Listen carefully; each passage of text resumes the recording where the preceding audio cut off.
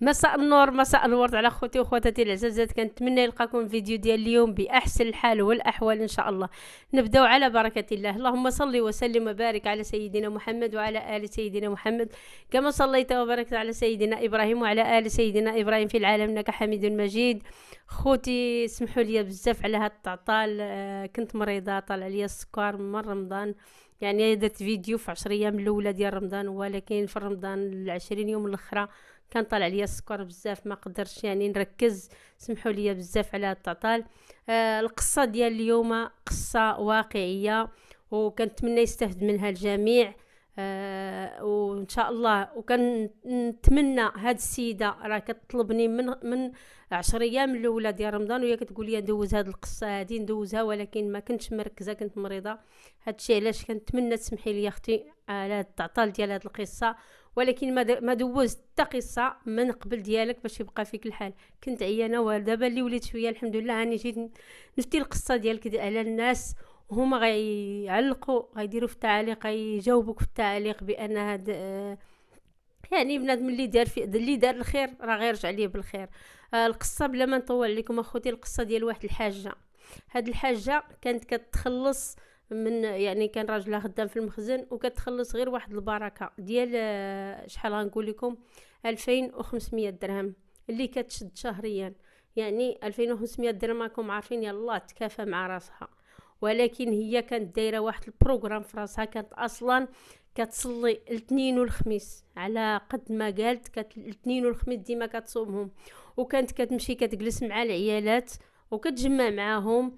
وملي كتقول شي وحده انها خاصها شي حاجه، يعني بحال كيما كنقولوا كنجلسوا في شي مجمع، نجمعوا بعضياتنا، كتقول لك اودي الحاجه الفلانيه ما عنديش، شحال هذه ما شديتهاش، او لا تمنيت الماكله الفلانيه، وهذا راكم عارفين الهضره ديال العيالات بيناتهم. هاد السيده هذه كانت كتجلس مع العيالات وكتصنت غير تشوف شكون اللي خاصها شي حاجه لاحقه عليها وما وصلهاش، باش تشريها ليها، باش يعني ملي كتسمع هكا كتاكد ان ديك السيده خاصها ديك الحاجه، وكتقلعها من راسها. غير كتسمع ديك الهضره كتجي لدارها الغد ليه كتمشي تشري ديك الحاجه وكديها لديك السيده، الا كانت بحال اللبسه، ولا كانت شي اكله. راكم عارفين بعض المرات كتكون شي مرا حامله كتقول لك اودي تمنيت غير الدجاج المحمر او لا شي شوا او لا، كتجلس معاهم. ملي كتسمع داكشي الا كانت اكله كتمشي كطيبها وكتعيط على ديك العائله كلها اللي فيهم ديك المراه اللي كانت تمنات ديك الحاجه. المهم هذا هو السيستيم ديالها. كتمشي لحدا المدارس، المدرسه اللي قريبه ليها، كتمشي لتما وكتجلس حدا واحد الحيط ديال المدرسه، كتجمع مع العيالات اللي جايبين ولادهم يقراو واللي تلقاو لولادهم. وكاين واحد حانوت صغير كيبيع فيه واحد السيد تما داك الكيكس وبيمو داكشي على حساب الدراري، داك الكوتي اللي كيشريو الدراري. كتجلس تما كتدي معاها الصرف. على حد قولها قالت لي كتجلس تما وكتسنى اي دري كيطلب شي صاحبو يقول لي عافاك دوقني، ولا اعطيني تكون عندي درهم او لا 40 ونشري وندوقك حتى انا. وهذا قالت لي كتسنى تشوفوا بحال هذوك الدراري ولاد الناس المساكين اللي ما قادرينش يعطيو ولادهم ديما درهم 40 كل، راكم عارفين الوقت دابا صعيبه. قالت لك ملي كنشوفو كنمشي كنشري ليه داكشي اللي كان باغي في خاطرو، وكان نخلصوا ليه انا من جيبي باش يدخل المدرسه. كنت كندير الكوتي للدراري في حدا المدرسه، حتى ولاو الدراري فغير كيشوفوني كيفرحوا. قالت لك هذا هو السيستيم ديالي. هذيك النهار اللي عندها هي عندها جوج دراري كبار كيقراو، واحد في الباك وواحد كيقرا في السابعه. قالت لك واحد النهار هذوك ولادها عندهم صحابهم، عندهم دراري كيهضروا معاهم. واحد النهار كيجي واحد، حيت كيجيو عندهم الدراري للدار عادي، جا واحد صاحب ولدها ولقاها هي جالسه مع العيالات في الدار مجمعه معاهم. جاب قال ليها خالتي بغيت نحط عندك الساكادو ديالي، الكرطاب ديالي ديال المدرسه، الساكادو حتى يجي فلان تيجي ولدها. قالت لي ماشي مشكله ولدي، حيت هي اصلا كيجي عندهم هذاك الولد للدار، كيجي عند ولدها. قالت لي سير حطو في البيت ديال فلان ديال ولدها. دخل داك الساكادو للبيت، ما داش لبيت ولدها حيت كان شك انه غتوقع شي حاجه، داه للبيت ديالها تحت الناموسيه ديالها. فاش حشى داك الصاك، هذاك الصاك فيه شي حاجه اللي ما تصوروهاش في عقولكم.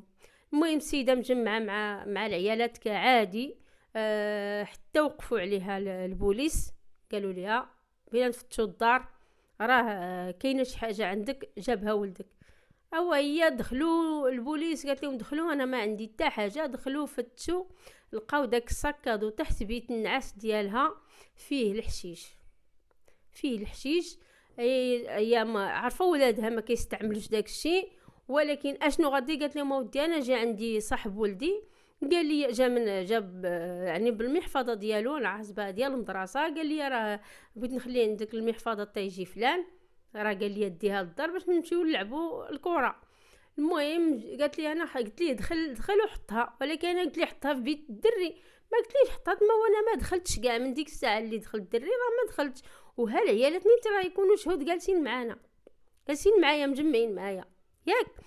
هادوك العيالات ملي طلباتهم باش يشهدوا معاها حتى وحده ما بغاتش تشهد، حتى وحده. وهادوك العيالات هما اللي كانت كدير فيهم داك الخير، هما اللي كانت شحال من وحده لبساتها، شحال من وحده في سبيل الله وكلاتها، شحال من وحده عاونتها في السبوع، شحال من وحده حتى وحده ما بغات تشهد معاها. داوها البوليس هي، وداو ولادها بجوج، وداو هذاك الولد. ملي جابوا الدراري الخبار، المهم واحد قال لهم، قال الواحد الولد صاحب ولدها، قال لي راه فلان هو اللي قال لذاك مول الحشيش، قال لي راه باعك شي واحد، راه طابعينك البوليس. ملي قال لي هذاك بحال هكاك، ناض قال شنو فين غنخبي هذا الشيء؟ اقرب ليا بيت صاحبي، الدار ديال صاحبي. مشى للدار ديال صاحبه وفعلا حط فيه الامانه. ولكن ملي تبعوه البوليس عارفينه فين دخل. ملي مشات السيده، مشاو جوج ولادها ومشاو ومازال وصلوا تما، عرفوا الدراري بان راه شكون اللي بيع بالبوليس انه تابعين هذاك. مشى واحد الدري قال لهم راه فلان هو اللي قال للدري الفلاني اللي عنده الحشيش، قال لي راه تابعينك البوليس. وداكشي علاش مشى حط السلعه عند هذوك الناس. ولكن هما المشكل اللي سميتو هما العيالات اللي ما بغاوش يشهدوا ليها، هما اللي دخلوا الشك للمخزن. علاش؟ لان ما بغاوش يقولوا راه شفناه. قالوا ودي حنا ما شفنا شيء وما سمعنا شيء، وداكشي حنا ما ندخلوش في دوك المشاكل ديال المحاكم، ما نقدروش ندخلوا فيهم. وحده خايفه من راجلها، وحده من باها، وحده من خوها. المهم هادشي باش تعذروا. المهم هذيك السيده تشدات في الحبس هي وولادها باش يتحققوا في داك الحشيش، حيت كانت كميه يعني كبيره. اشنو غيديروا؟ شكون غادي يفك هذيك المراه ودوك ولادها؟ حيت الخير اخوتي غير زرعوه غتلقاوه. هاد القصه علاش عجبتني؟ لان قال لك كما تدين تدان. مشاو هذوك الدراري اللي كانت كتشري لهم الكيك صودانون، تجمعوا قسم 43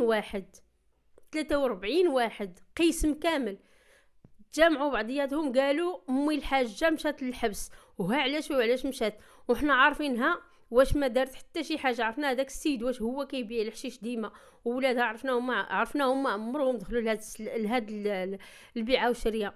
غنتجمعوا كاملين وغنمشيو للكوميساريه وتصوروا دراري صغار، راه فيهم غير المستوى يعني التحضير الثاني الثالث الرابع، يعني غير سميتو غير الدراري صغار، ماشي شي واحد بالغ. ماشي مشاو 43 وتجمعوا طلعوا للكوميساريه ومشاو دخلوا وعمروا المحضر ديالهم. بلا دخل الكوميسير الكبير قال لهم شهاد الشيء هنا الدراري ما بالغين، شد الفوضى. واش قالوا لي لا حنا ماشي فوضى، حنا عارفين فلان داك اللي حط الحشيش، فلان عارفينه كيبيع الحشيش، كاع الناس كيعرفوه، حيت كيجي بعض المرات من المدرسه وكيعرضوا على الدراري الصغار. انتو كيعرضوا على الدراري الصغار، ولكن كاين اللي كيشد عنده وكاين اللي ما كيشدوش عنده. اما هاد الدراري وامي الحاجه راه هاد الشيء راه ما كيستعملوش. وهاد امي الحاجه كون كان هاد الشيء كتستعملو واهلي فين غتوصل؟ هي ديما كتصوم وكتجي حتى المدرسه، ديما كتهلا فينا، ديما كتدور معانا. هما اشنو قالوا دوك العيالات ملي دوروا الهضره؟ قالوا راه هي اصلا داك الحشيش مناش كانت كدير لينا بحال هكاك، ملي كانت كتشري لينا وكتعاوننا غير باش تدرج على داك سميتو ديالها، على الفضاحه ديالها. ولكن اخوتي ربي سبحان الله العظيم، حتى هذاك الكوميسير ملي جاو هذوك الدراري راجع القضيه، لقى بان فعلا السيده ما فراسها ما يتعاود. وقالت لهم انا هذوك العيالات اللي نكروني راه كانوا جالسين معايا فم الدار، ملي دخل الدري ديروا شي وسيله باش تعرفوا. وفعلا مشاو شكون غادي يقول لهم كانوا هذوك الناس، كانوا العيالات جالسين في الدار وكانت معاهم هذيك الحاجه، كانوا جالسين حتى ملي دخل داك السيد للدار ما ناضتش هي باش تشوف داك السكاض فين كاينه ولا ما شافتوش. واحد مول الحانوت كان متقاود معاهم وديما هو كيخاصمهم كيقول لهم اش كديروا في مول البيبان، الا بغيت تخرجوا خرجوا للمدينه دوروا وما تبقاوش تجلسوا حدا البيبان ديال عباد الله اللي داز تشوفوه اللي جاي ماشي تشوفوا فيه وتشوف فيكم واللي راجع وكذلك ديما. ومني جاو سولوا مول الحانوت قال لهم ودي هاد العيالات هادو واش كانوا جالسين فعلا حدا الدار ديالي؟ قال لهم كانوا جالسين. وحتى الولد ملي جا جهز السكادو ديالو راه شفتو ودخل، راه الحاجه ما ناضتش من بلاصتها وحتى العيالات حتى وحده ما تحركت من بلاصتها، ما فوتوا حتى 15 دقيقه راه وقفتوا عليهم نتوما راه ما دخلاتش صافي. ولكن السبب الاصلي اللي خلى السيده تخرج لها هي لولادها هما دوك الدراري ديال المدرسه، حيت قالوا الدراري صغار ما يمكنش يكذبوا. وهذوك الدراري بينوا مازال دراري صغار قصيرين كانوا كيعطيوهم هذاك السيد السلعه.